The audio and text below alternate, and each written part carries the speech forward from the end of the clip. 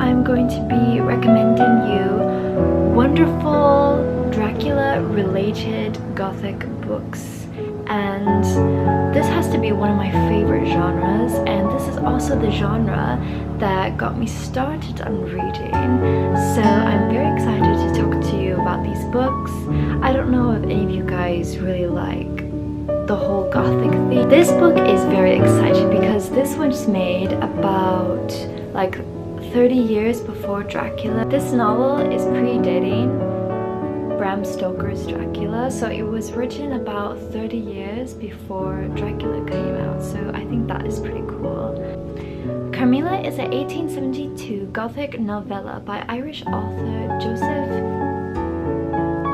Wait, it was written by a guy? Oh, I didn't know that. His name is Joseph. Oh, I thought Shadirin LaFou was a woman. This was written by a guy. Oh, this is really interesting. I didn't know that. And one of the early works of vampire fiction, predating Bram Stoker's Dracula by 26 years. First published as a serial in the dark blue, the story is narrated by a young woman preyed upon by a female vampire named Carmilla. This story has been adapted to many films and other media. And a really interesting fact is that Bram Stoker is an Irish author as well, and this one, Carmilla, is by Joseph, who's Irish as well. So I think it's really interesting how these Irish authors wrote these really scary and dark gothic horror novels. And another interesting fact is that Bram Stoker has actually never been to Transylvania himself. He wrote about it obviously in the novel, but he's actually never been there himself. And to learn more about Transylvania, he went to the London Library in London, and they still have his registration cards still there. I wanted to go into the London Library, but it's like a £20 fee to go in, so I just wasn't bothered to pay the fees, so I just went to the British Library instead, which is free. You just need a little card.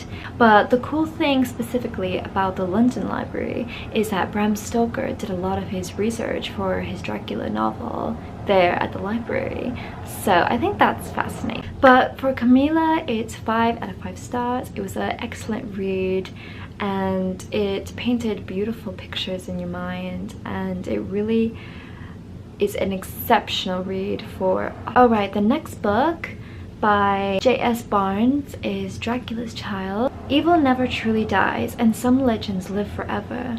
The dark heart of Bram Stoker's classic is reborn, capturing the voice, tone, style, and characters of the original yet a modern sensibility. This novel is perfect for fans of Dracula and contemporary horror.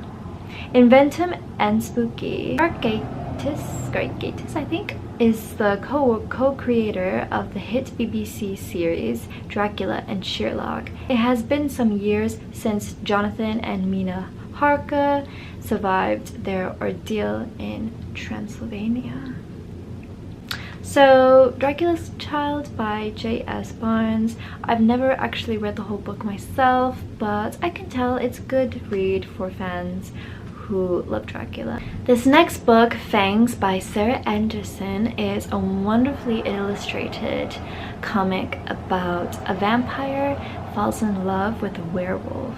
And I absolutely love this. I picked it up last year in Kensington bookshop. The illustration in the front cover is beautiful. It's giving 1920s gothic vampire vibes, and I absolutely love it. It's a lovely story. I really enjoyed it. The next book is Dracula by Darce Stoker and J.D. Barker. I read this book about 2 years ago. It was pretty good. It was really intense, a great thriller. This is a prequel to Dracula, inspired by the notes and texts left behind the author of the classic novel Dracula. Reading this book was like watching a classic vampire films. Next is a recent one I've just read. So this is my copy of A Dowry of Blood by S.T. Gibson. I absolutely love this. Definitely 5 out of 5 stars.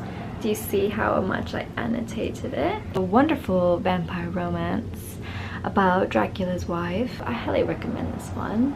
I read the synopsis for you in the back.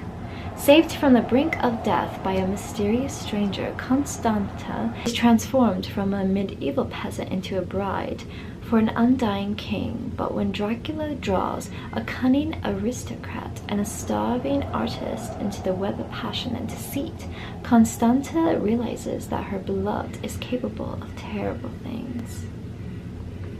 This is fantastic, great. I highly recommend this one. This one is lovely. It's beautiful. It's very atmospheric, very gothic vibe.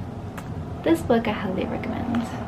The next book is not so much vampire related, but it is in the horror genre, so it kind of gives you those scary vibes. But it is Mexican Gothic by Silvia Moreno Garcia, and this was like my first horror genre book that I've ever read, and it did scare me like in the end. I don't think I didn't even finish the last few pages because it was so scary. Can we just take a moment to appreciate how beautiful this is? Look at this stunning inside cover. I actually wish this was the cover instead of this. I mean, even though I do love this and the colors are quite stunning together, but this is just classic 1950s. This is very gripping, very thrilling, so if that's something you enjoy, I recommend this book. The next amazing book that I recommend is Interview with the Vampire by Anne Rice, and I actually do have a copy. Here we go. This is a beautiful Barnes & Noble edition. Here are the confessions of a vampire, hypnotic, shocking, and chillingly erotic. This is a novel of mesmerizing beauty and astonishing force, a story of danger and flight, of love and loss, of suspense and resolution, and of the extraordinary power of the senses. It is a novel only Anne Rice could write. I've been wanting to read this one for about 2 years now, and I still haven't picked it up, so I'm eventually gonna get my hands on it. It's not even that long, it's like 340 pages. So these are my recommendations. Sorry, but I'm out of memory on my camera, so I have to end the video now. But thank you so much for watching today's video about recommendations related to Dracula. And I hope you have a wonderful day. I love you all so much. À bientôt.